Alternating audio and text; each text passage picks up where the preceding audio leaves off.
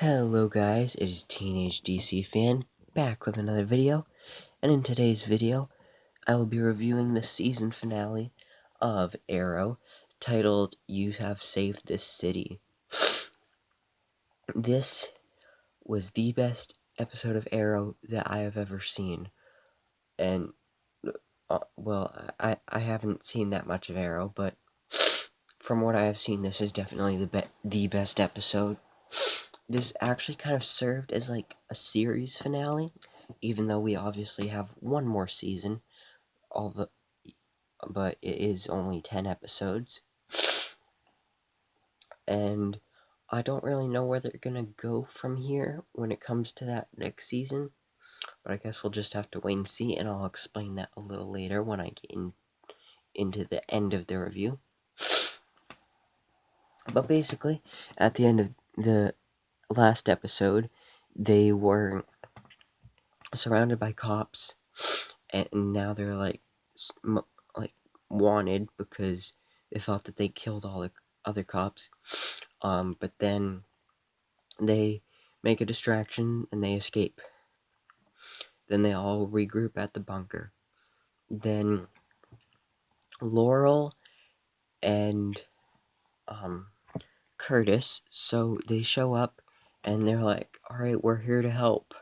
And we never actually see Curtis dress up as Mr. Terrific and like fight crime. He's just behind the computer with Felicity for the whole episode. And yeah, so there's not too much to say about him. But so they all go out to find the drones where Emiko Emiko is using to deploy the deadly poisonous gases. So they're trying to find those and like evacuate people so it doesn't kill them. But they show up and the people won't listen to them because they're like, you should be in jail. You're not heroes. But then Bronze Tiger, I don't really know his real name, but he's the guy over here. Oh, oops, that's not what I wanted to do. There we go. This guy, yeah, that's Bronze Tiger. I don't know his actual name, just his superhero / villain name. So he shows up and he's like, they're just trying to save your ass. That's a naughty word. If you're a kid and you're watching this, do not say that word. Okay, so yeah, so that's what he says, and then he offers his help. So then he helps evacuate everybody, but people don't listen. So then they end up getting killed by those drones. But then they find where Emiko is. Everybody goes and fights the Ninth Circle, while Oliver, of course, tries to fight Emiko, but he decides that he's not going to kill her. He's going to try to appeal to her and redeem her to the good side, I guess. So they have a little mini fight, and he has the opportunity to kill her, but he doesn't take it. And then he explains everything, and then she's just automatically like, oh, okay. But then the rest of the Ninth Circle show up, and they're like, you have betrayed us, you're not our leader anymore. So then it turns into this huge fight of Oliver and Emiko teamed up against the Ninth Circle, but then Emiko ends up dying in the battle. She's like, I'm sorry, and all that stuff. So yeah, I expected her to die in this episode, so not really a surprise there. And before I go any further, because I forgot, I'm going to go ahead and talk about the flash forward, or whatever, the stuff that takes place in the future. So they were about, William and Renee, they were, like, their cover was blown. They were being taken somewhere by the guard, but then, Zoe showed up, who's Renee's daughter. She, she beat up the guard, and then they went back to meet up with the rest of the group because the guards that went to attack them, they also beat them up. So they got away from the guards, and then they went to a new bunker, and they had to make a plan because they had to stop the whole Archer program thing. So then Nia, Mia, and William, they go to try and infect it with a virus, but then it doesn't end up working.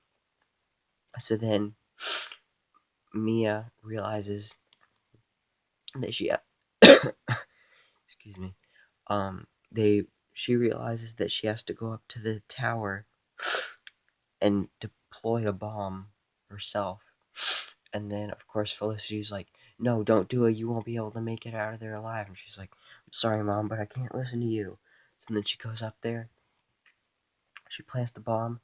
It explodes, but she gets out of there on time. So she's all good. Um, and I'm trying to get through this future stuff pretty quickly just because I don't really care about it too much. And you probably don't care about it too much either, except for the last part, which I'll get into later. So basically, then, like, they all say their goodbyes, and they're like, and all the adults are basically like, we have to go off the grid. And then Felicity says, I'm never going to see you again. So then she says goodbye to Mia and William forever, or at least what they think is forever.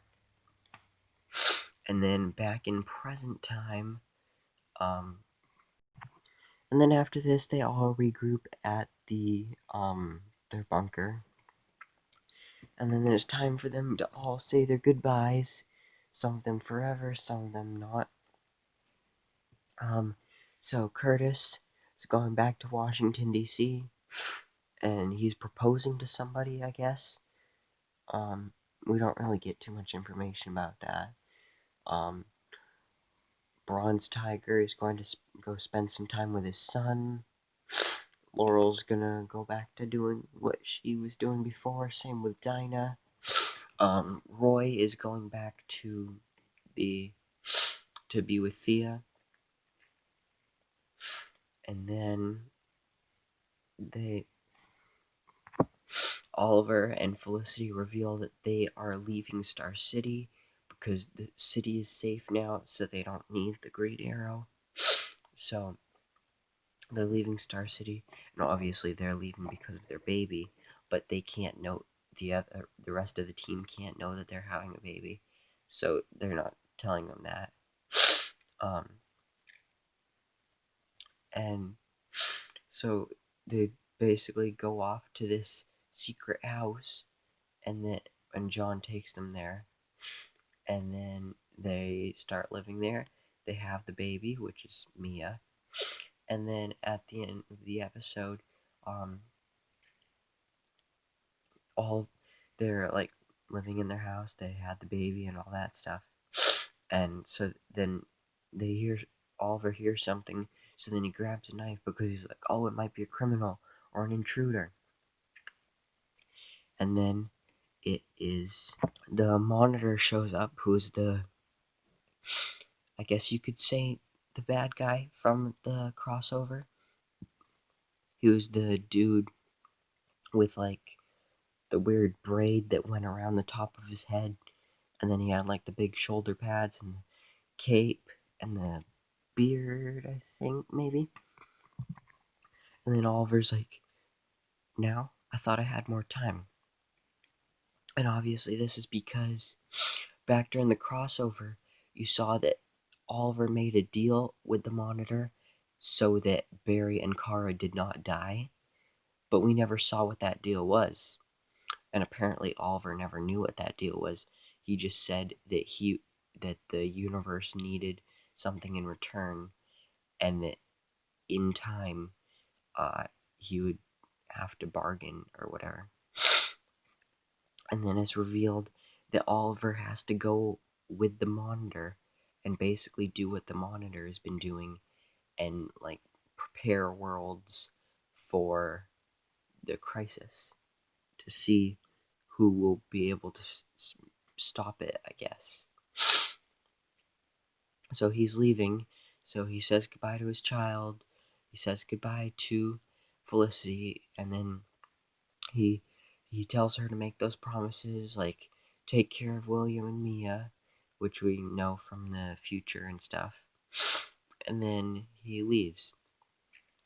And then in the future, Felicity takes, actually, back to the present, something I forgot to mention. The monitor says that he has seen Oliver's death, and there's nothing that he can do to prevent it, and it's because of the crisis. But if he doesn't go with the monitor, then millions of people will die. So Oliver's going to die no matter what during the crisis, but if he doesn't go with them, then people will die. So he has to go with the monitor. And this basically spoils that he's going to die during the crossover. And we kind of expected that, but I mean, they spoiled it. But anyway, back to what I was saying about the future. So Felicity takes Mia and William to Oliver's grave, and then she explains that she is going on a journey of her own, and that they're never going to see each other again. And then after all that happens, you see that Felicity meets up with the monitor, and then he says, "Are you sure you want to do this? There's no coming back." And then she says, "I'm sure. I've been waiting a while to see him again." So then they walk through a portal, and then you can only assume that that means that she is going to be with Oliver. So I'm not too sure how that is happening. So maybe in the crossover, he won't die, but they'll make it like he did die, because it'll be like he just went off with the monitor again.